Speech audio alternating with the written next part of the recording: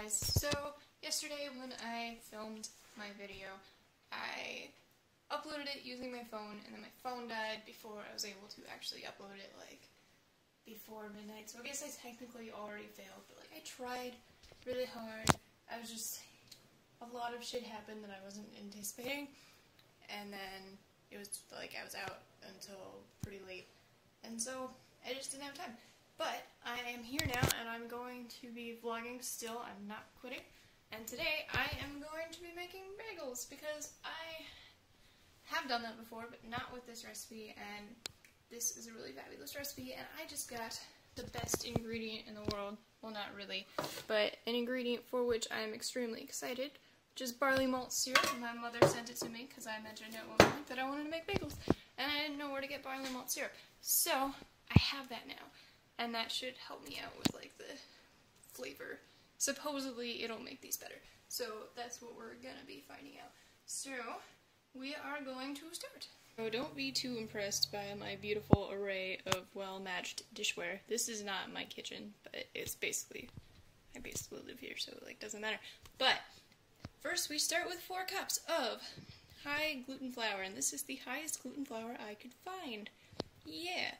And we also have 2 teaspoons of salt in this beautiful novelty Bighorn Ram shot glass, because we don't have small things. I will also be needing a tablespoon of barley malt syrup, which I'm not going to measure out right now, because it's going to be really obnoxious to do that. So, this is water, 1 1/4 cups, warm water.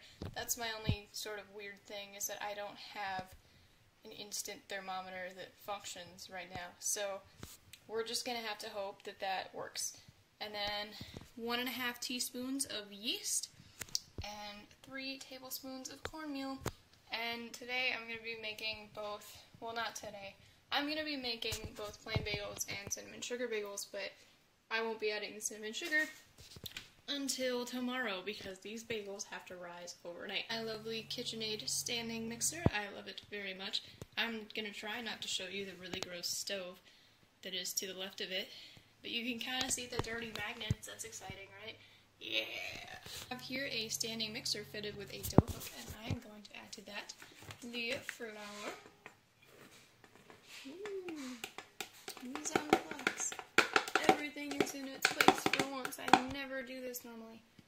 Isn't that exciting? And I'm going to add the salt in there. Super cool shot glass. Tell me this isn't the best. Look at that ass. Okay. Salt done. I just threw the barley malt sugar in there because, as you may know, if you've ever measured anything sticky ever, it's really obnoxious to do that one-handed. Unfortunately, there's no one here to film this for me, and I'm using my phone, so I don't have, like, a tripod.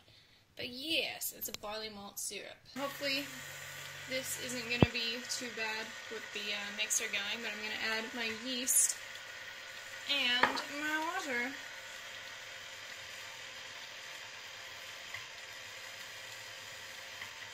Oof.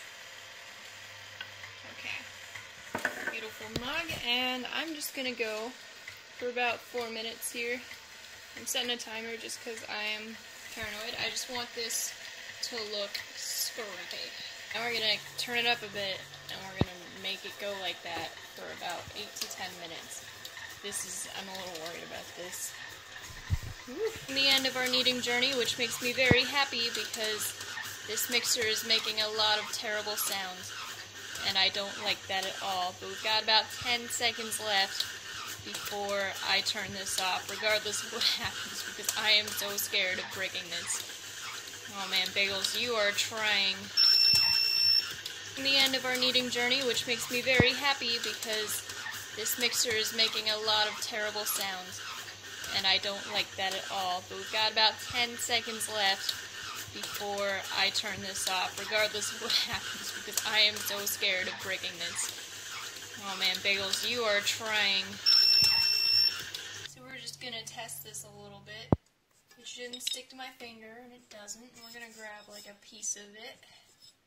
Ooh, it's good. Is that golf ball size? It's totally not golf ball size.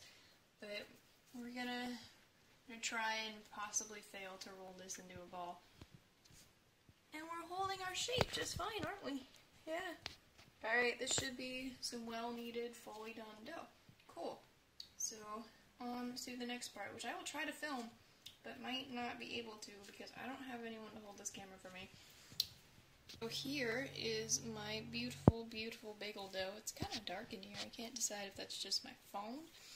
But I am going to divide this into 8 portions. So, and shout out to my favorite chef's knife for helping me do this without a bench scraper. Then you're going to want to roll your dough into balls to illustrate more effectively how much you failed at dividing them evenly.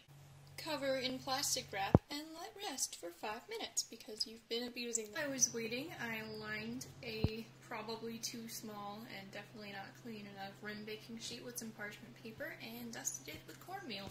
Now this looks like a little bit more than a dusting, and I think that's because they wanted me to use 3 tablespoons of it, and I literally bought cornmeal just for this, so I wanted to use it. I'm going to try and show you this with just one dough ball, and hopefully this won't be too hard to deal with. But I have to roll this into an 11-inch long log.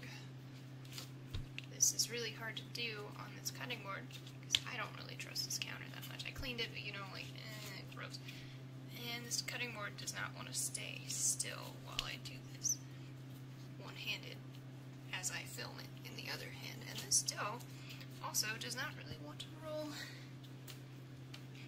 Alright, you watch me do this enough. Hang on. Getting the dough to take this long of a log shape was actually pretty obnoxious, and I'm not really looking forward to the remaining 7.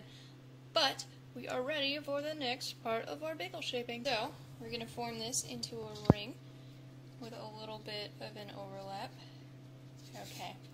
See, I will admit, I was a bit skeptical. Wow, my hand looks fucking gross. That's terrible lighting. A bit skeptical. I'm going to pinch this pretty firmly together. Yeah.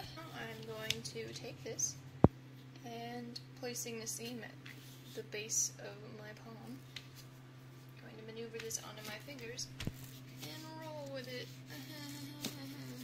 This is, I don't know if I can film this, but basically you do this and hopefully the seam doesn't do what it's doing right now. 1 second. And I don't know if this is perfect, but this is what I got for my first one. So I'm just going to go ahead and do the rest, because filming them and trying to do it at the same time is just not working out, but I will show you what they all look like when they are done. Here we have our finished product, and they look kind of crappy, don't they? But hopefully they won't be. So I'm just going to throw some plastic wrap on these and toss them in the fridge, and in 12 to 18 hours we will see how they're doing.